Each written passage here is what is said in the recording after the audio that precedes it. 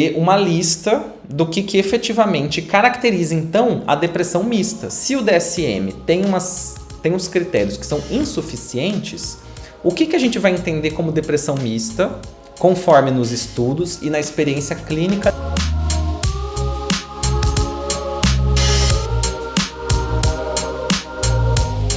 A Carla perguntou aqui, ó, o que é o DSM? Só para quem está chegando agora, quem não viu, o DSM é esse livro aqui. DSM é esse livro que organiza os diagnósticos da psiquiatria. Então, todos os diagnósticos estão organizados aqui.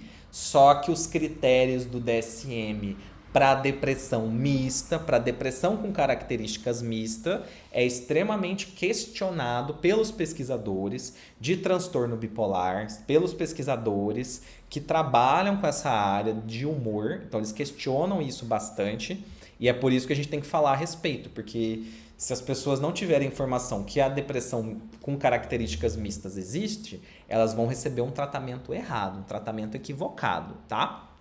E aí vamos lá. Então, deixa eu mostrar aqui que é outro artigo. Eu trouxe esses artiguinhos aqui, só que se você não é da área, tá tudo bem, ignora, tá tudo bem. Mas é porque eu sei que tem psicólogos assistindo, tem médicos assistindo, e aí quem é mais curioso, quem quer ler, eu quero ver de onde que tirou essa informação, eu quero ver como que é isso, tal. Aí vocês podem ir lá e ler direto no arquivo, tá? Isso aqui, a live fica gravada, então você pode pegar depois essas referências. Esse aqui, olha só esse artigo aqui, ó.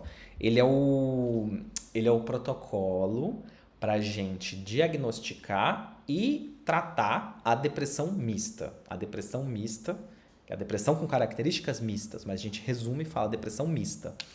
Então, aqui tá só gente chique do mundo inteiro. Stephen Stahl, um grande pesquisador, um grande escritor de livro. Roger McIntyre, eu conheci o Roger McIntyre nesse artigo, fico feliz de ver ele. Ele escreve muito, os canadenses, os europeus, juntou um monte de gente e fez esse protocolo para a gente ter uma lista do que efetivamente caracteriza, então, a depressão mista. Se o DSM tem uns critérios que são insuficientes, o que a gente vai entender como depressão mista, conforme nos estudos e na experiência clínica deles? Então, ó, repara que esses critérios também que eu vou ler, eles também são de experiência clínica e de estudo mais recente, né? Então, deixa eu desligar aqui. E aí vamos ler. Eu fiz a lista aqui, essa lista eu tirei toda desse artigo que eu acabei de mostrar, tá? Então, o que são características de uma depressão? A pessoa está deprimida, está triste, melancólica, perdeu o prazer nas coisas. O que a gente vai ver como características mistas? Irritabilidade, ansiedade intensa, distraibilidade, a pessoa que não consegue se concentrar porque está pensando, tá que nem uma antena, prestando atenção em muita coisa. Agitação psicomotora, então lembra que a agitação psicomotora, a agitação motora, a pessoa ficar agitada, estava nas características de depressão normal? Não é, segundo os pesquisadores da depressão mista. Então, agitação psicomotora, pensamento acelerado, insônia do início da noite, do meio da noite, pode ser, mas eu tenho dificuldade para dormir, isso é depressão mista? Então não é só isso. É só uma pista, são só pistas que a gente vai olhando para compor a história completa. Raiva demais, irritação, né? A falação, pessoa que fica falante, está deprimida e está falante, não é o normal. Quem está deprimido fica quieto. Isso é o puro. Depressão pura, a pessoa fica quieta, fica silenciosa, fica sem vontade de interagir. Se ela fica falante, agitada, isso é uma característica mista, tá? Pensamento ruminativo, fica com a ideia na cabeça, nunca para. Mas eu tenho isso. Muita gente tem isso. Não quer dizer que você tem depressão mista, é só uma referência, tá? Impulsividade, comportamento de risco. Então, e qual que é o mais importante de todos? Se tivesse que elencar o mais importante, agitação psico na cabeça e motora no corpo. A agitação dentro da depressão é uma característica mista. E irritabilidade também. Então, é raiva, explosividade e agitação. Se a pessoa está deprimida e tem raiva demais, tem agitação demais, a gente vai pensar em uma depressão com características mistas, tá? Tem gente que está se esquecendo de inscrever no canal, então se você esquece de inscrever, se inscreve agora no canal para você acompanhar isso aqui, porque isso aqui é chique. A nossa conversa tá indo para um nível de complexidade e de aprofundamento que eu não consigo ver em outros lugares com tanta facilidade. Então é por isso que eu tô fazendo esse tipo de conversa aqui, para vocês entenderem como que a coisa é linda, tá? Isso aqui é incrível. Quando a gente entende, faz sentido. E a agitação, irritabilidade, inquietação. Eu adorei, vejam, eu adorei alguém falou aqui uma coisa. Teve uma pessoa aqui, eu não vou ler os nomes, porque às vezes a pessoa não quer dar o nome, mas teve um comentário aqui no chat que foi incrível, tá? Você tá descrevendo o TDAH aí. Sim, eu estou descrevendo um TDAH aqui.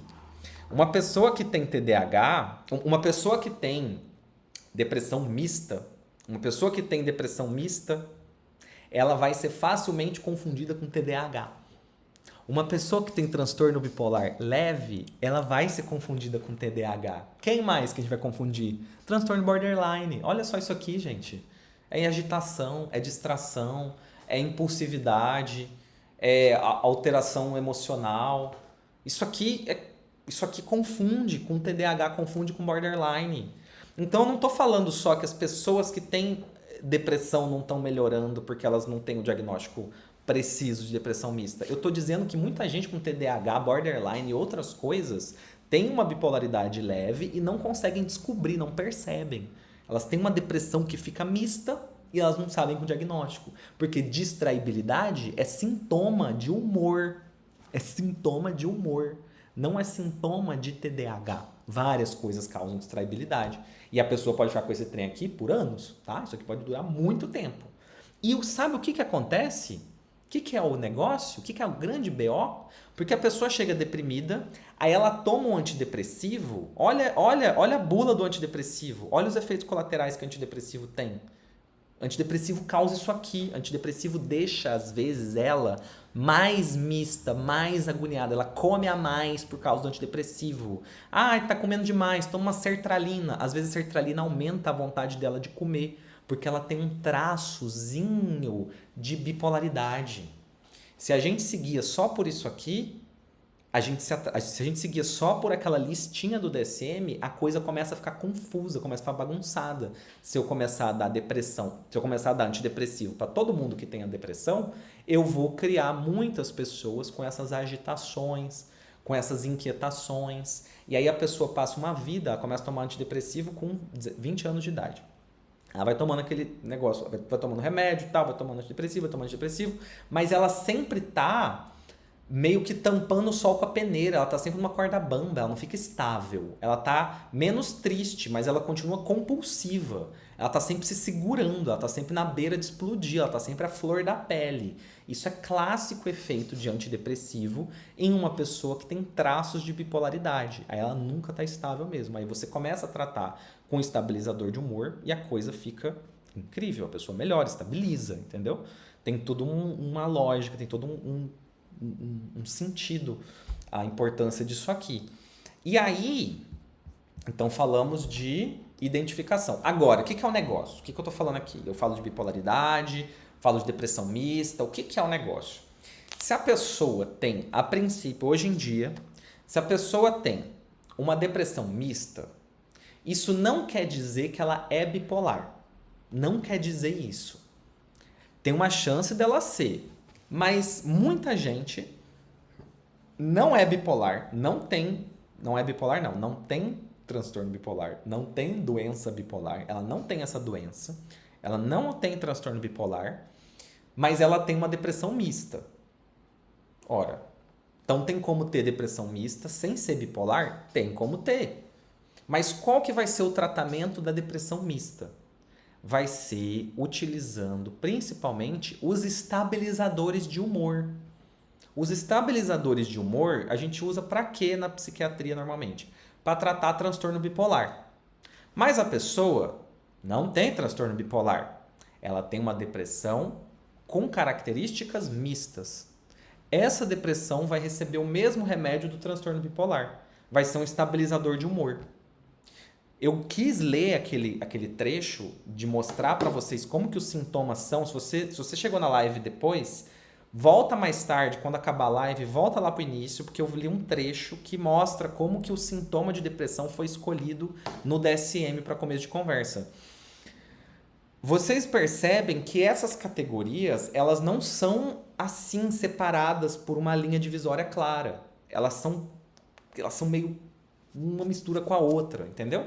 Então pode ter uma pessoa que tem depressão, que não tem transtorno bipolar, mas é uma depressão mista, então ela vai tomar um remédio que é para transtorno bipolar. É um estabilizador de humor. Então ela não vai tomar antidepressivo. Esse que é o grande ponto, entendeu? Hoje o que acontece? Como que é a conduta normal que vocês veem por aí? Se você já foi em psiquiatra, você já viu isso acontecendo. É normal, é o que a gente é ensinado, tá? Inclusive, comente aqui se você se identifica com essa história. A pessoa tá meio mal, tá meio triste, tá meio deprimida. Aí, para começar o tratamento, passa um antidepressivo. Aí depois vai ver direito como que o diagnóstico vai correr. Então, na primeira consulta, ela já sai com um antidepressivo antes dela ter o diagnóstico. O problema é que ela pode ser uma dessas pessoas que, quando toma antidepressivo, piora. E a gente trata antidepressivo como se fosse uma balinha, como se fosse um remedinho, um calmante, uma maracujina. Não é. Antidepressivo dá um monte de problema se a pessoa tiver traços de bipolaridade. Então, toda pessoa que vai no profissional, ela precisa ser avaliada sobre transtorno bipolar, sobre depressão mista, antes dela receber um antidepressivo, porque pode piorar a situação, entendeu? Hoje a gente tem o antidepressivo sendo o começo da conversa. A pessoa tá meio mal, não sei o que, tá meio triste, assim, então toma um antidepressivo e a gente vai vendo o que acontece. Mês que vem você volta, depois de um ano a gente vê seu diagnóstico. Isso não faz sentido, porque o antidepressivo ele pode colocar ela num caminho de piora, num caminho de não melhorar, num caminho dela começar a tomar um remédio para a angústia que ela está sentindo, que às vezes é por um problema da vida dela, normal, e aí ela começa a ter compulsão alimentar por causa do antidepressivo. Aí ela vai tomar um outro remédio, um topiramato para parar de comer, um Ozempic para parar de comer. Aí ela tá dormindo mal porque o remédio causou isso, piora o sono, dá pesadelo, o antidepressivo dá pesadelo, faz um monte de... Aí ela começa a tomar um bolo, vai virar uma bagunça, entendeu?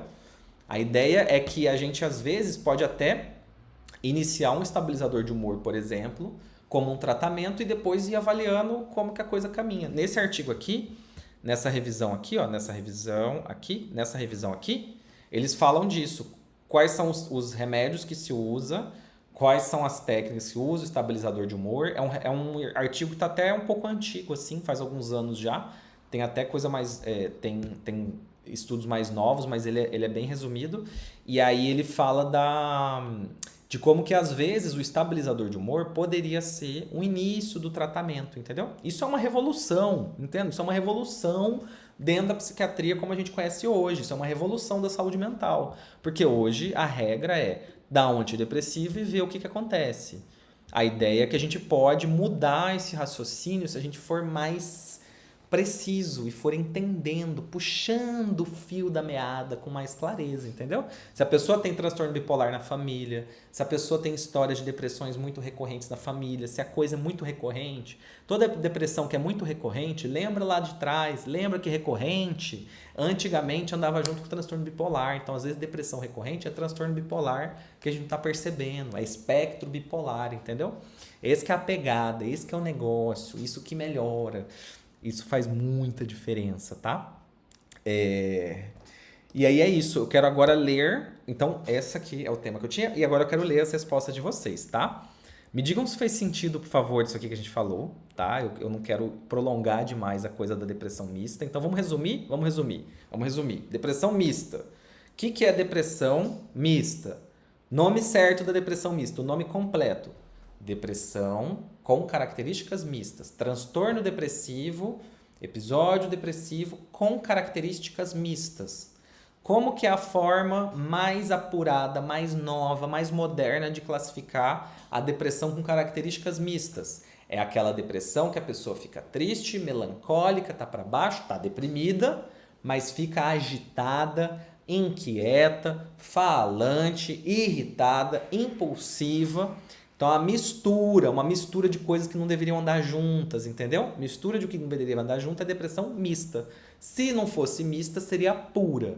Ou ela é pura, ou ela é mista. Ou ela é pura, ou ela está misturada. Se está misturada, é mista e é isso. E se tiver sintomas mistos, o que a gente faz? A gente toma cuidado com o antidepressivo. A gente prefere estabilizador de humor. A gente prefere uma outra coisa para ajudar essa pessoa na parte de remédio.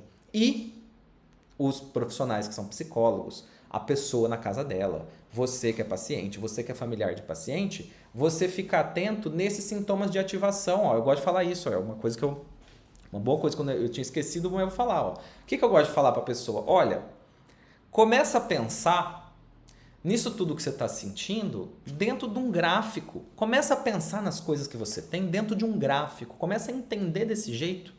A gente fica vendo tudo, sentindo tudo, como se fosse um quebra-cabeça todo espalhado. Vamos juntar esse quebra-cabeça? Vamos juntar? Vamos pegar peça por peça? Então, ó, comida, apetite, compulsão demais, apetite demais ou perda de apetite? Gastadinho, tá compulsiva, quer gastar, quer fazer um monte de coisa ao mesmo tempo, quer explodir, quer xingar os outros, Tudo isso é ativação, tudo isso é pra cima. Pensamento acelerado, tudo isso é pra cima. Agora, cansaço, perda de energia, pessimismo, sensação que você não vale nada. Isso tudo é sintoma para baixo. Tenta entender os processos que você está sentindo dentro desse gráfico. Se você é psicólogo, se é terapeuta, se é médico, tenta entender o paciente que você está atendendo dentro desse gráfico, dentro desse entendimento de ativação ou desligamento. Porque isso vai clarear, vai deixar mais claro tudo o que está acontecendo. Se você é leigo, você vai prestar atenção nisso também, tá? Porque você vai prestar atenção porque o tratamento é seu. O tratamento é seu e aí seu familiar, então você entender isso, sendo leigo, sendo profissional, não importa. Você entender isso, você vai ver a mudança, a revolução que a coisa vai ganhar. Porque aí você não fica mais catando o sintoma e indo atrás de um diagnóstico que causa isso. Você não fica, eu tô distraída, TDAH. Não tô comendo, compulsão alimentar. Não tô... Cada coisa vai juntando, vira uma bagunça, entendeu? Só que nessa leitura que vocês viram, a gente pega um monte de diagnóstico e talvez entende eles de forma mais clara, mais coesa.